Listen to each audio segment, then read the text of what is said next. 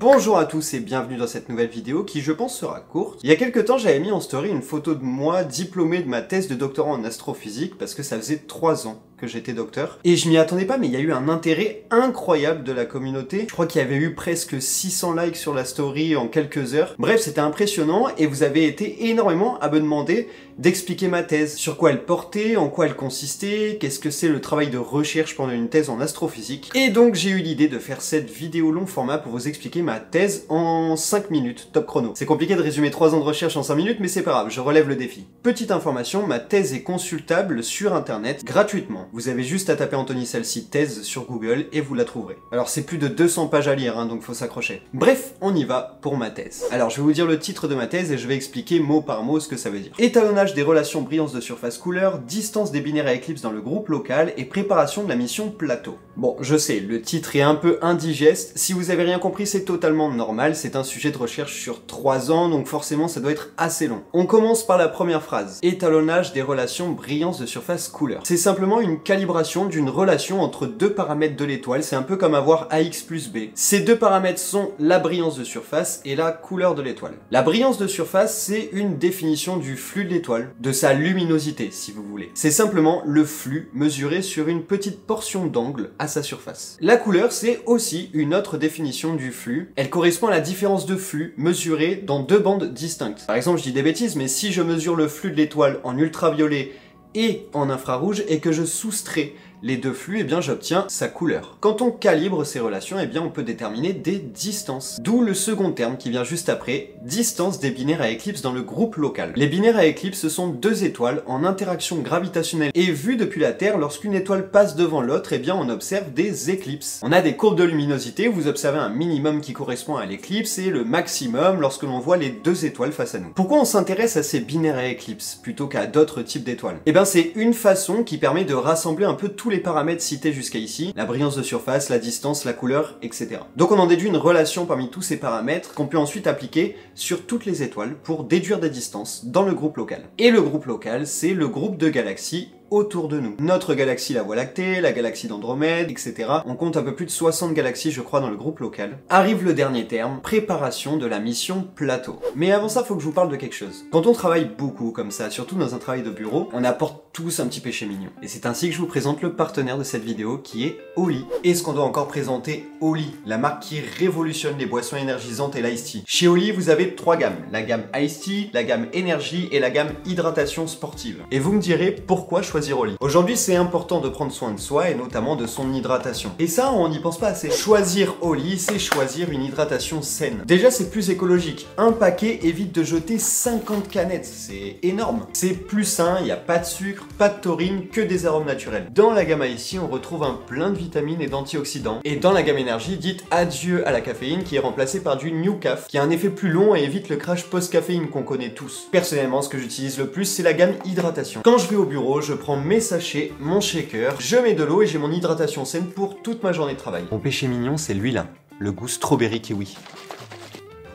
C'est trop bon. Pour vous aussi trouver votre goût préféré, eh bien je vous conseille les packs découvertes. Ce sont des petites box d'échantillons où vous avez la majorité des saveurs disponibles. Et avec le code ASTRO5, vous avez 5 € offerts sur votre première commande. Donc le pack revient à 19,99 € avec ce petit shaker bien sympathique. Je vous mets le lien en description de la vidéo, ça soutient la chaîne, alors merci à tous. Et merci à Oli d'être le partenaire de cette vidéo. Merci Oli d'avoir sponsorisé cette vidéo et on en revient tout de suite à nos moutons. Ou plutôt à nos étoiles. Je reprends donc le dernier terme qui parlait de la mission Plateau. Plateau est une sonde spatiale qui est prévu d'être envoyé en 2026, dont le but est de détecter et caractériser des exoplanètes, c'est-à-dire des planètes en dehors de notre système solaire. Je vous apprends rien au 21e siècle, les exoplanètes c'est un gros sujet scientifique, le but c'est de détecter des planètes habitables et peut-être des formes de vie sur d'autres planètes.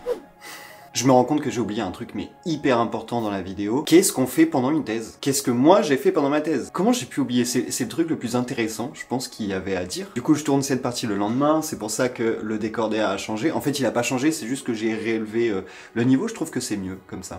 Ouais. Du coup, qu'est-ce qu'on fait pendant une thèse d'astrophysique? Alors en astrophysique, il y a énormément de domaines différents, donc ça va dépendre du domaine, mais il y a une chose qui est commune à toutes les thèses, c'est la programmation. Alors là, il y en a peut-être parmi vous qui savent de quoi je parle, pour ceux qui ne savent pas, je vous explique. La programmation, c'est faire du code, des lignes de code. Avec ça, on peut faire énormément de choses. Par exemple, c'est avec ça qu'on code des jeux. Et en astrophysique, on l'utilise énormément, tous les jours. par exemple pour extraire des données de satellites ou télescopes et les traiter, donc pour obtenir des résultats derrière, si par exemple vous devez déduire des paramètres d'étoiles ou quoi que ce soit. En astronomie par exemple, on a souvent l'habitude de traiter énormément de données, par exemple ça peut être des cubes de données de 10 millions de données ou même 1 milliard. Et donc le code, la programmation va vous permettre déjà d'extraire tout ça, puis de traiter très rapidement et de manière totalement automatique. On peut aussi simuler des choses comme les mouvements des galaxies, l'évolution d'astres dans l'univers, ça peut être des galaxies, des étoiles ou quoi que ce soit. Donc on fait vraiment beaucoup de simulations en astrophysique à l'aide de la programmation. Maintenant, moi je faisais ce qu'on appelle de la physique stellaire. C'est vraiment de la physique des étoiles. Et donc j'avais une thèse observationnelle. Une thèse observationnelle, comme son nom l'indique, c'est une thèse qui est basée sur des observations au télescope. Et donc de temps en temps, généralement tous les 2 mois, je réalisais des observations avec des télescopes. J'ai passé ma thèse de doctorat à l'Observatoire de la Côte d'Azur à Nice. Et dans les hauteurs de Nice, on a un plateau qui s'appelle le plateau de Cossol, où énormément de bâtiments de l'observatoire sont implantés. C'est à 1300 mètres d'altitude, c'est ce qui nous permet d'avoir un ciel moins pollué qu'au bord de mer. Et là-haut, on trouve des très gros télescopes, par exemple 2 télescopes de 1 mètre de diamètre. Mais la particularité, c'est que moi, je n'utilisais pas les télescopes sur place. Ouais.